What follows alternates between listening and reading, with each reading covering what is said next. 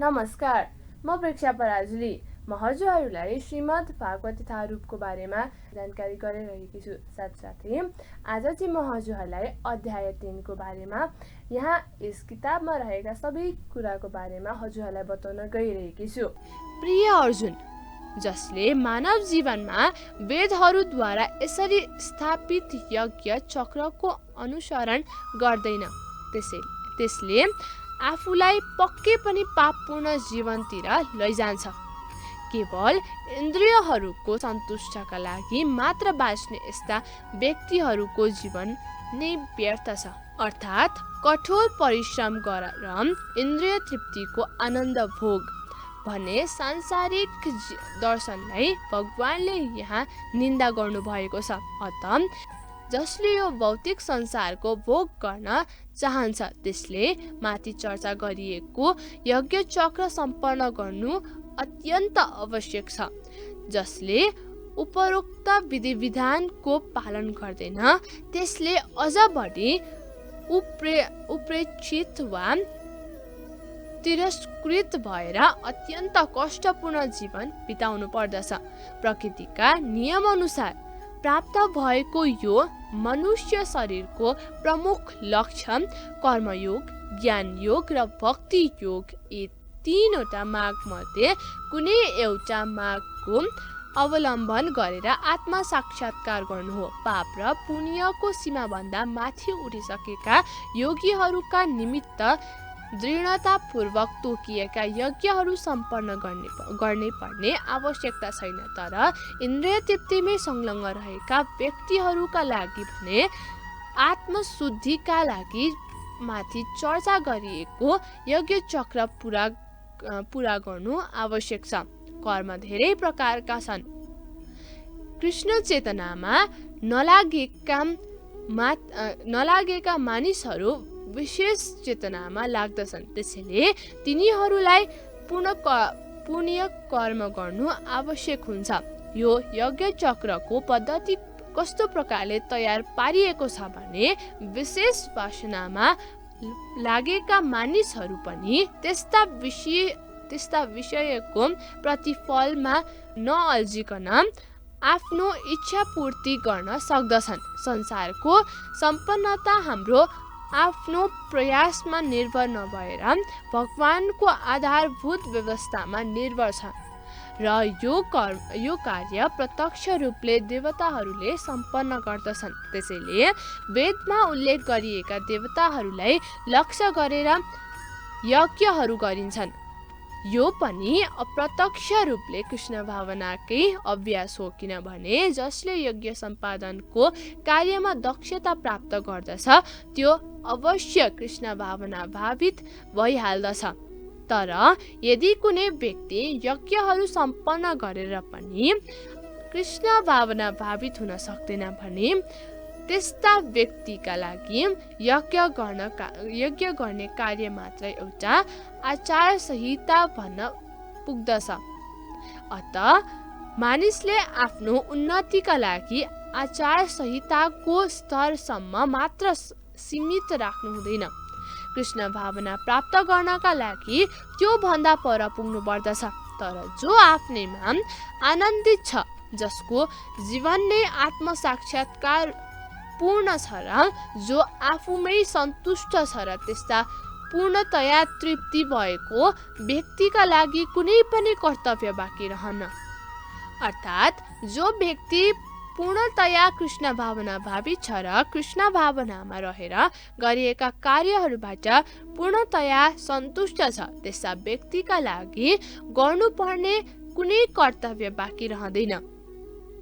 कृष्ण भावना भावित व्यक्तिभित्रका सम्पूर्ण नास्तिकता वा पाप सफा भइसकेका हुन्छन्, जुन कुरा हजारौं यज्ञहरूका प्रभावले मात्र हुन सम्भव छ। यस प्रकारको चेतनाको शुद्धिद्वारा मानिस भगवानसँग रहेको आफ्नो शाश्वत सम्बन्धको स्थितिप्रति पूर्ण वास्तविक हुन जान्छ। यसरी भगवानको कृपाद्वारा उसका कार्यहरू आफ्नै प्रकाशित हुन्छन्। यस अवस्थामा वैदिक उपदेशहरूको पालन गर्नुपर्ने बाध्यता पनि उसलाई हुँदैन। यस किसिमका व्यक्तिले भौतिक क्रियाकलापप्रति रुचि राख्दैन र सुरा सुन्दरी र यस्तै अन्य प्रलोभनयुक्त भौतिक व्यवस्थाबाट पनि उसले कुनै आनन्द पाउन सक्दैन। आत्माराम पुरुषलाई न त कुनै निर्धारित कर्तव्य गर्ने पर्ने बाध्यता हुन्छ, न त यस किसिमको कार्य सम्पन्न नगर्नुका पछाडि कुनै कारण नै हुन्छ। उसलाई न त कुनै अरू जीवात्मा माथि निर्भर रहने आवश्यकता समेत पर्दैन। अर्थात् आत्मसाक्षात्कार गरिसकेका व्यक्तिका लागि कृष्ण भावनामा रहेर कर्म गर्नु बाहेक अर्को कुनै पनि कर्तव्य पालन गर्नुपर्ने बाध्यता छैन। यो कृष्ण भावना भनेको निष्क्रियता वा अकर्मणीय होइन। यो कुरा आगामी श्लोकमा भनिनेछ। कृष्ण भावना भावित व्यक्तिले कुनै पनि व्यक्तिको आश्रय लिँदैन, चाहे त्यो मानिस होस् वा देवता। कृष्ण भावनामा रहेका उसले जे गर्दछ त्यही नै उसको पर्याप्त कर्तव्य हुन जान्छ। अत कर्मफलमा आसक्ति नराखिकन नै मानिसले निरन्तर आफ्नो कर्म गर्दै जानु पर्दछ। आसक्त नराखिकन कर्म गर्नाले मानिसले परम पुरुषलाई प्राप्त गर्दछ। अर्थात् भक्तहरूका लागि परमेश्वर भनेको भगवान हुनुहुन्छ र निराकारवादीहरूको लागि परमेश्वर भनेको मुक्ति हो। अत जसले राम्रो मार्गदर्शन प्राप्त गरेर र कर्मफलप्रति अनासक्त रहेर कृष्णका लागि कार्य गर्दछ वा कृष्ण भावनामा रहेर कार्य गर्दछ, त्यसले निश्चय नै जीवनको परम लक्ष्य प्राप्तिका दिशामा प्रगति गर्दछ।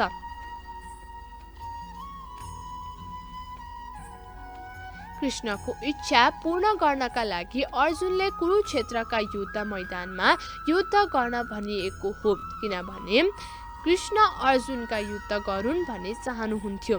असल व्यक्ति हुन खोज्नु र अहिंसक हुन खोज्नु पनि व्यक्तिगत आसक्ति हो, तर फलको आसक्ति नराखिकन कर्म गर्नु चाहिँ भगवानका लागि कर्म गर्नु हो। परमात्माका लागि गरिने कर्म उत्तम कोटिका पूर्ण कर्म हो, जसका समर्थन स्वयं भगवान श्री कृष्णले पनि गर्नुभएको छ। निर्धारित यज्ञ जस्ता वैदिक अनुष्ठानहरू इन्द्रिय तृप्तिका लागि गरिने दूषित कर्महरूको शुद्धिका लागि सम्पन्न गरिन्छ।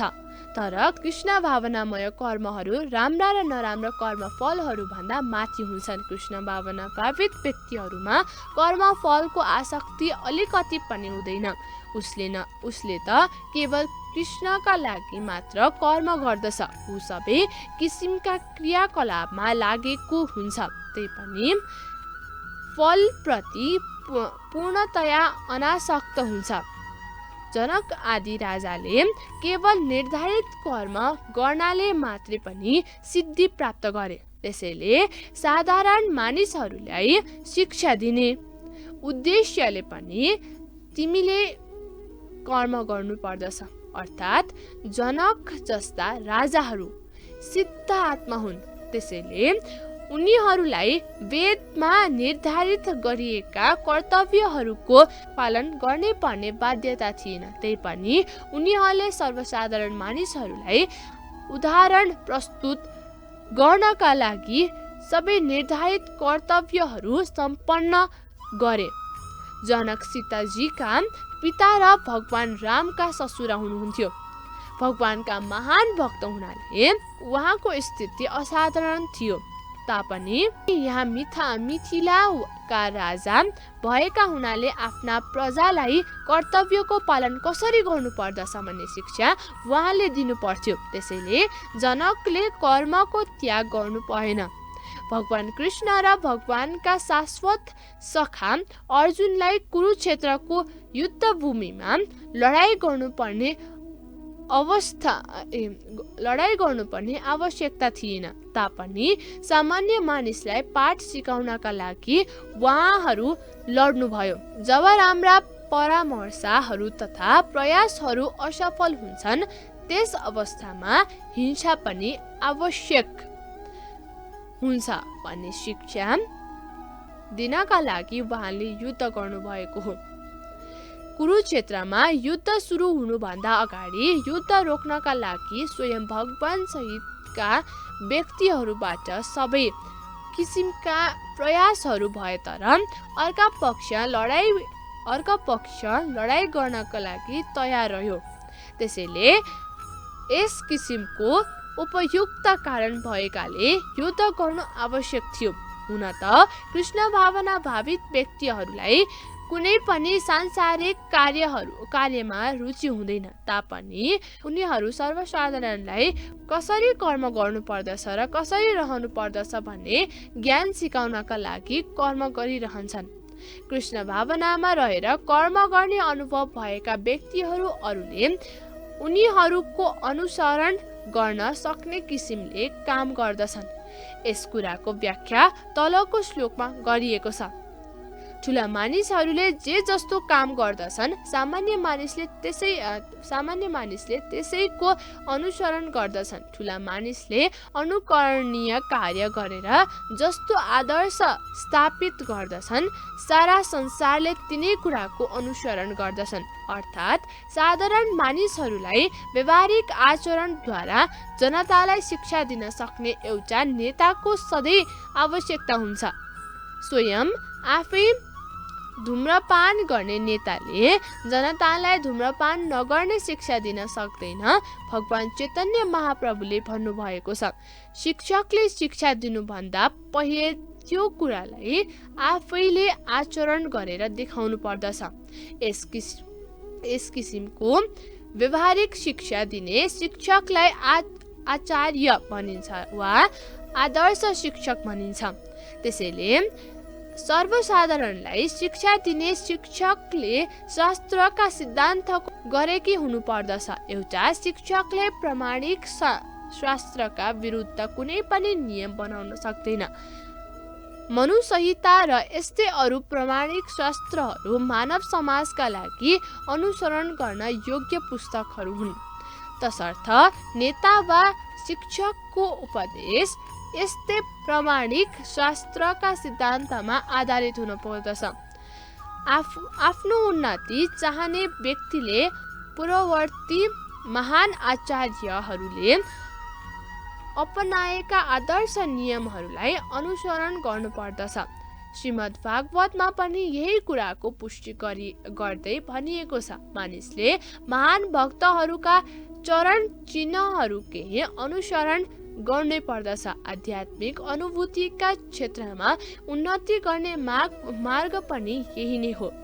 राज्यको राजा होस् वा प्रशासन प्रमुख होस्, स्कुलको शिक्षक होस् या घरको बाबु होस्, यी सबै सर्वसाधारण अबोध मानिसहरूका स्वाभाविक नेता मानिन्छन्। यस्ता सबै प्रकारका स्वाभाविक नेताहरूको आफ्नो आश्रितहरूप्रति एउटा ठूलो जिम्मेदारी हुन्छ। अत तिनीहरू सबै नैतिक तथा आध्यात्मिक नियमका प्रामाणिक पुस्तकहरूसँग राम्रो परिचित हुनु आवश्यक छ। हे पृथापुत्र, तिनै लोकका मैले गर्नै पर्ने कुनै कर्तव्य छैन। न त मलाई कुनै वस्तुको चाहना छ न त कुनै कुराको आवश्यकता नै।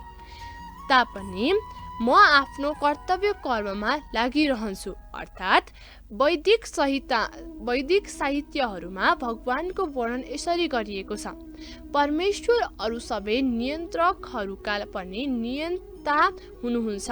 उहाँ सबै लोकपालहरूमा सर्वश्रेष्ठ हुनुहुन्छ। उहाँकै अधीनमा सबै छन्। परमेश्वरबाट नै सबै जीवात्माले आफ्नो विशिष्ट शक्ति प्राप्त गर्दछ। जीवात्मा स्वयंमा श्रेष्ठ छैन। भगवान सबै देवताहरूका पूजनीय हुनुहुन्छ र सबै निर्देशकहरूका परम निर्देशन हुनुहुन्छ। त्यसैले उहाँ सबै प्रकारका भौतिक नेताहरू तथा प्रशासकहरूभन्दा दिव्य हुनुहुन्छ र सबैका पूजनीय पनि हुनुहुन्छ। उहाँभन्दा ठुलो तथा महान अर्को कोही छैन। उहाँ सबै कारणहरूका पनि कारण हुनुहुन्छ। उहाँका शारीरिक स्वरूप साधारण जीवात्माको जस्तो छैन। उहाँको शरीर र आत्मामा कुनै भिन्नता छैन। उहाँ परम पुरुष हुनुहुन्छ।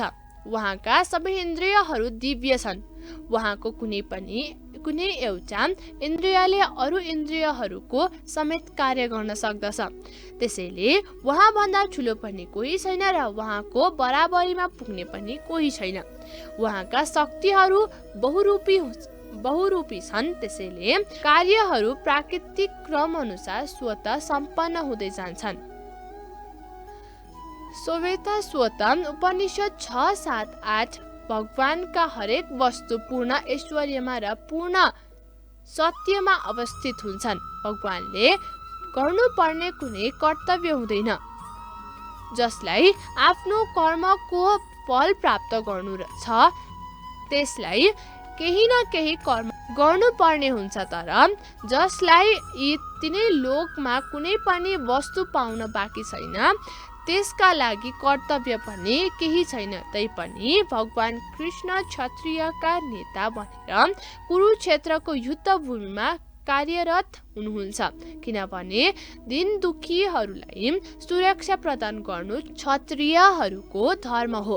हुन त भगवान सबै शास्त्रका विधिविधानहरू भन्दा माथि हुनुहुन्छ। तैपनि उहाँ शास्त्र विरुद्ध कुनै काम गर्नुहुन्न। यदि मैले आफ्नो निर्धारित कर्तव्य कर्मलाई सावधानीपूर्वक सम्पन्न गरिन भने हे अर्जुन, सारा मानिसहरू मेरै अनुसरण गरेर अल्छी हुन पुग्नेछन्। अर्थात् आध्यात्मिक जीवनमा प्रगति गर्नका लागि सामाजिक शान्तिको आवश्यकता पर्दछ र यसका लागि केही परम्परागत रीतिरिवाजहरू हुन्छन्। सबै सभ्य मानिसहरू यस्ता रीतिरिवाजहरूको परिपालना गर्ने गर्दछन्। यस्ता विधि नियमहरू बद्ध जीवका लागि मात्र हुन्। भगवान कृष्णका लागि यी नियमहरू होइनन्। तैपनि उहाँ धार्मिक सिद्धान्तको स्थापना गर्नका लागि अवतरित हुनुभएको हुनाले उहाँले निर्दिष्ट नियमहरूको पालना गर्नुभयो। अन्यथा सर्वसाधारण मानिसहरूले पनि उहाँकै चरण चिन्हको अनुसरण गर्ने थिए। किनभने उहाँ नै सबैभन्दा ठुलो आधिकारिक व्यक्तित्व हुनुहुन्छ। भगवान श्रीकृष्णले आफ्ना घरमा रहँदा र घरबाट बाहिर रहँदा पनि एउटा गृहस्थले गर्नुपर्ने सबै धार्मिक कृत्यहरू गरिरहनुहुन्थ्यो भन्ने कुराको जानकारी हामीले श्रीमद् भागवतबाट पाउन सक्दछौँ। यदि मैले निर्दिष्ट कर्तव्य गरिन भने सारा मानिसहरू नष्ट हुनेछन् अनि म वर्णसङ्कर जनसङ्ख्या वृद्धिको पनि कारण बन्नेछु र यसरी सम्पूर्ण प्राणीहरूको शान्ति विनाशमा पुग्छ। अर्थात् वर्णसङ्कर भनेको नचाहिएको जनसमुदाय हो र यसले सर्वसाधारणको शान्तिमा बाधा पुर्याउँदछ। यही सामाजिक विघ्न बाधालाई रोक्नका लागि अनेक विधिविधानहरूको व्यवस्था गरिएको हो। यी विधिविधानहरूद्वारा मानिसहरू जीवनमा आध्यात्मिक उन्नति गर्नका लागि स्वतः शान्तिपूर्ण र सुसङ्गठित हुन पुग्दछ। जब भगवान कृष्ण अवतरित हुनुहुन्छ यस्ता महत्त्वपूर्ण कार्यहरूको आवश्यकता र प्रतिष्ठा बनाइराख्नका लागि उहाँले पनि ती विधिविधान अनुसार आचरण गर्नुहुन्छ। भगवान समस्त प्राणीहरूका पिता हुनुहुन्छ। अत यदि प्राणीहरू पथभ्रष्ट भए पनि त्यसको उत्तरदायित्व अप्रत्यक्ष रूपले भगवानमा नै जान्छ। त्यसैले जब धार्मिक नीति नियमहरूको अनादर हुन थाल्दछ तब भगवान स्वयं अवतरित भएर समाजलाई ठिक गर्नुहुन्छ।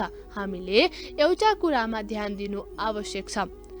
त्यो के हो भने हामीले भगवानको चरण चिन्हको अनुसरण गर्नुपर्दछ, तर उहाँको अनुकरण गर्न खोज्नु हुँदैन। त्यसो गर्न पनि सकिँदैन। अनुसरण गर्नु र अनुकरण गर्नु एउटै होइन। भगवानले आफ्नो बाल्य अवस्थामा गोवर्धन पर्वत उचाल्नु भएको थियो, तर हामी त्यसो गर्न सक्दैनौँ। मानिसका लागि यो असम्भव छ। हामीले उहाँका उपदेशहरूको अनुसरण गर्नुपर्दछ, तर कहिले पनि उहाँको अनुकरण गर्न खोज्नु हुँदैन। आज मैले हजुरहरूलाई अध्याय 3 मा रहेका केही कुराहरूको बारेमा हजुरहरूलाई बताएँ। अब म हजुरहरूलाई अर्को एपिसोडमा यहाँ रहेका अरू कुराहरूको बारेमा बताउनेछु। त्यतिन्जेलसम्म चाहिँ म हजुरहरूमा बिदा हुन चाहन्छु। नमस्ते।